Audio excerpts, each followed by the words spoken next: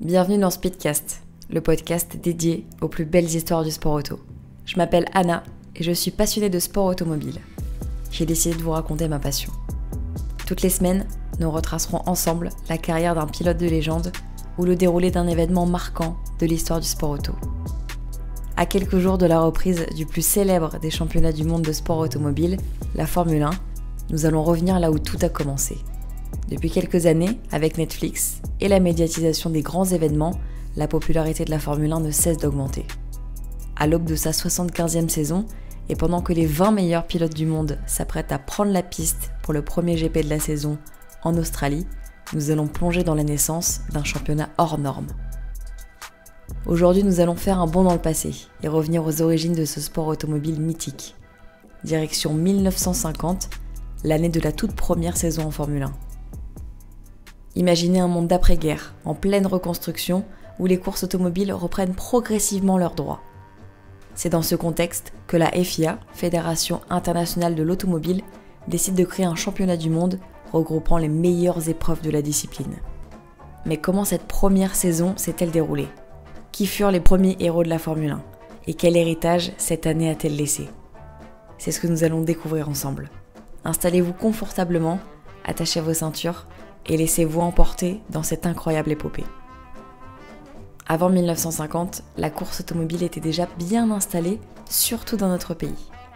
D'ailleurs, est-ce que vous saviez que le premier grand événement automobile à porter officiellement le nom de Grand Prix fut le Grand Prix de l'Automobile Club de France en 1906. Organisé près du Mans, il mettait en compétition des voitures de différentes marques sur un circuit routier fermé. Ce terme a été adopté pour donner du prestige à la course et pour souligner l'importance de l'événement. Dès la fin du 19e siècle, les premières courses automobiles voient le jour, notamment en France, avec des compétitions comme le Paris-Rouen en 1894 et le Paris-Bordeaux en 1895. Ces courses mettent en compétition différentes marques automobiles et favorisent les avancées technologiques. Dans les années 1920 à 1930, les Grands Prix deviennent populaires en Europe avec des circuits légendaires comme Monza en Italie ou Spa-Francorchamps en Belgique. À cette époque, des marques comme Alfa Romeo, Bugatti et Mercedes dominent la compétition. Les voitures sont de plus en plus rapides et sophistiquées, mais les règles varient d'un pays à l'autre. Toutefois, il n'existait pas encore de championnat unifié. Les courses étaient disputées indépendamment, avec des règles qui varient selon les pays et les organisateurs. En 1946, la FIA définit une nouvelle réglementation et l'appelle Formule de course internationale A, puis Formule A, qui deviendra rapidement Formule 1 pour indiquer qu'il s'agit de la catégorie la plus avancée. Le terme Formule, lui, définit les spécifications techniques des monoplaces.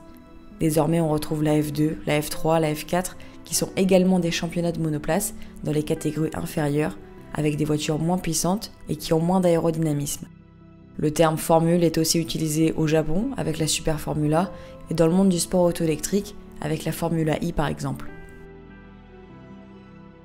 Mais il faut attendre 1950 pour voir la création officielle d'un championnat du monde regroupant plusieurs courses majeures. L'objectif était simple, désigner un véritable champion du monde des pilotes. Pour le championnat constructeur, il n'arrivera que quelques années après, avec la Coupe des constructeurs en 1958, qui deviendra le championnat du monde des constructeurs à partir de 1982. La saison inaugurale de F1 comprenait 7 épreuves, 6 en Europe, Silverstone, Monza, Berne en Suisse, Spa-Francorchamps, Reims-Gueux et Monza, et une à Indianapolis, les 500 miles, intégrées pour donner une touche internationale au championnat. Les circuits emblématiques comme Silverstone, Monaco ou Monza faisaient déjà partie du calendrier. Et comme vous pouvez le remarquer, la plupart des premiers circuits sont encore d'actualité dans notre calendrier. La saison 1950 est officiellement lancée à Silverstone à l'occasion du Grand Prix de Grande-Bretagne, 5 ans seulement après la fin de la Seconde Guerre mondiale, dans une Europe où les économies sont encore timides. Le projet est audacieux. Pour cette première saison, plusieurs constructeurs emblématiques s'affrontent, notamment Alfa Romeo, Ferrari, Maserati, Talbot Lago, mais une équipe dominait largement les débats, Alfa Romeo. Avec son modèle 158, Alfa Romeo possédait une monoplace redoutable. Elle était pilotée par un trio de légendes, Giuseppe Farina, Juan Manuel Fangio et Luigi Fagioli. Ces 3 hommes allaient marquer la saison de leur empreinte. D'autres pilotes emblématiques participent également, comme Louis Rosier ou encore Alberto Ascari chez Ferrari, équipe qui faisait alors ses premiers pas en Formule 1. Malgré la création du championnat du monde de Formule 1, pas moins de 20 courses ont lieu dans le monde avec des monoplaces, sans être inscrites dans ce championnat du monde. On note également que seuls les 4 meilleurs résultats de la saison sont retenus au classement de la saison complète. L'attribution des points se fait alors selon le barème 8, 6, 4, 3 et 2, avec un point pour l'auteur du meilleur tour en course. Plusieurs pilotes peuvent se relayer au volant d'une même voiture, les points sont alors divisés, sans tenir compte du nombre de tours bouclés par chacun. Le coup d'envoi de cette première saison a donc été donné le 13 mai 1950 à Silverstone, en Angleterre, sous les yeux du roi George VI. 24 pilotes sont engagés pour le week-end, dont 4 Français. Pour le format de cette première course, on retrouve 2 séances d'essais qualificatives, une le jeudi et une le vendredi, la course ayant lieu le samedi. Après 70 tours, 11 voitures franchissent la ligne d'arrivée, avec un triplé d'Alfa Romeo et la victoire de Giuseppe Farina. Down goes the checkered flag for first man home, and it's Alfa Romeo's number 2, Giuseppe Farina. A 1-2-3 triumph for the cars from Italy. Lui offrant un hat-trick, c'est-à-dire la pole position, la victoire en course, ainsi que le meilleur tour, qui était pour votre information de 1,50.6. 3 de nos Français finiront dans le top 8. On note l'abandon de Juan Manuel Fangio, qui sera un autre des grands noms de cette saison. La lutte pour le titre sera intense entre Farina et Fangio pendant toute la saison. Nous parlions de lui il y a quelques semaines, sachez que les voitures d'Enzo Ferrari n'étaient pas présentes car il a préféré envoyer ses hommes disputer une course de Formule 2 en Belgique où les primes étaient bien plus alléchantes. Pour la deuxième course de la saison, rendez-vous à Monaco, qui est encore aujourd'hui la course de Formule 1 la plus prestigieuse de la saison. Cette manche se dispute seulement 8 jours après la première course inaugurale à Silverstone. Cette fois, on compte une 50aine d'engagés et après plus de 100 tours de piste dans les rues monégasques, oui, 100, c'est l'Argentin Juan Manuel Fangio qui s'impose pour sa première victoire en Formule 1, devant Alberto Ascari et le local de l'étape, Louis Chiron, que des noms qui résonnent encore aujourd'hui dans l'histoire de l'automobile. Farina a abandonné dès le premier tour, avec 8 autres concurrents, après avoir créé un carambolage dans le virage du bureau de tabac. À Monaco, sur le circuit tracé en pleine ville, 20 concurrents prennent le départ du classique Grand Prix automobile. Les premiers kilomètres sont couverts à toute allure, jusqu'au virage du bureau de tabac, où, sur un dérapage de Farina, 9 voitures s'emboîtent littéralement les unes dans les autres. Et c'est en vain que Villoresi d'abord, Ascari ensuite, se lanceront à sa poursuite. Ils se rapprocheront jusqu'à 32 secondes, mais Fangio gagne en grand champion à 98 km 700 de moyenne, devant Ascari, Louis Chiron et Raymond Sommer. La troisième manche du championnat de cette saison 1950 est les 500 miles d'Indianapolis, aujourd'hui manche phare du championnat d'IndyCar. Mais à cette époque, cette manche ne sert qu'à justifier le côté mondial du championnat de Formule 1, qui ne compte sinon que des manches européennes.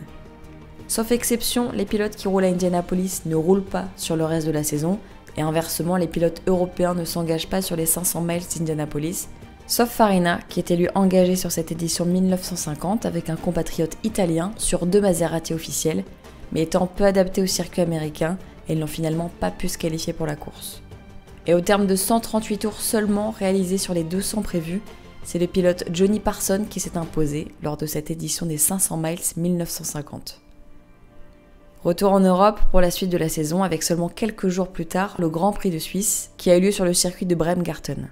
Pour cette 4e épreuve du championnat, 3 pilotes sont alors en tête avec une égalité de points et une victoire chacun. Farina, Fangio, Parsons, vainqueur Indianapolis, mais qui lui ne disputera aucune autre épreuve du championnat de Formule 1. 44 pilotes sont inscrits et 200 000 spectateurs sont présents sur cette course. Après 42 tours et malgré une pole position de Fangio, c'est Farina qui remporte cette 4e manche du championnat du monde et qui signe un doublé Alfa Romeo avec Fagioli. Direction ensuite la Belgique sur le mythique circuit de Spa-Francorchamps où Farina arrive en leader du championnat.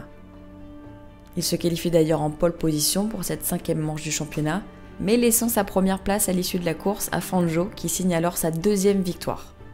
Vous l'avez compris, cette saison 1950, c'est l'hégémonie Alfa Romeo et la bataille au championnat de Fangio et Farina.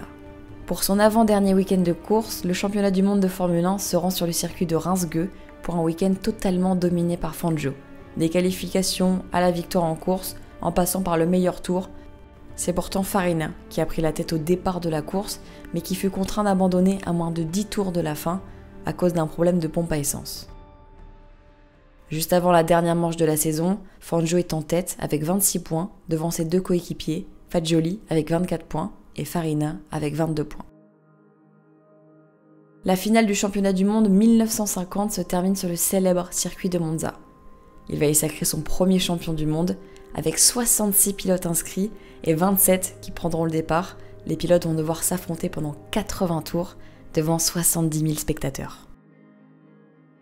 Fangio se qualifie en pole position devant Ascari et Farina, mais finalement, après 23 tours de piste, l'Argentin doit abandonner pour un problème de boîte de vitesse et laisse la tête de la course à Farina, qui devient donc le premier champion du monde de Formule 1 avec 3 points d'avance sur Fangio. Fagioli termine lui à la 3e place, ce qui donnerait à Alfa Romeo un triplé pour cette première saison en Formule 1, même si à cette époque, il n'y a pas encore de championnat constructeur. Cette première saison en F1 a posé les bases d'un championnat qui allait devenir l'une des disciplines les plus prestigieuses du sport automobile. Elle a vu naître des figures mythiques, des circuits de légende et une compétition qui ne cessera d'évoluer au fil des années. Alfa Romeo, bien que dominant en 1950, ne tardera pas à voir l'émergence d'autres constructeurs, comme Ferrari, Maserati et Mercedes, qui marqueront également les décennies suivantes. La rivalité entre Farina et Fangio inaugure déjà ce qui deviendra une tradition en F1, l'affrontement des plus grands talents du volant. Ainsi s'achève ce voyage dans le temps à la découverte de la toute première saison de Formule 1, 1950, une année qui fut charnière, celle qui a donné naissance à une discipline aujourd'hui suivie par des millions de fans à travers le monde et qui s'apprête à débuter sa 75e saison de Formule 1 dans les heures qui suivent, à Melbourne, avec le premier GP de la saison, une saison qui s'annonce comme l'une des plus folles de ces dernières années. Je vous souhaite donc une très belle saison 2025 de Formule 1. J'espère que cet épisode vous a plu. N'hésitez pas à vous abonner et à partager ce podcast si vous aimez les histoires de sport auto. Quant à nous, on se retrouve la semaine prochaine pour un nouvel épisode de Speedcast.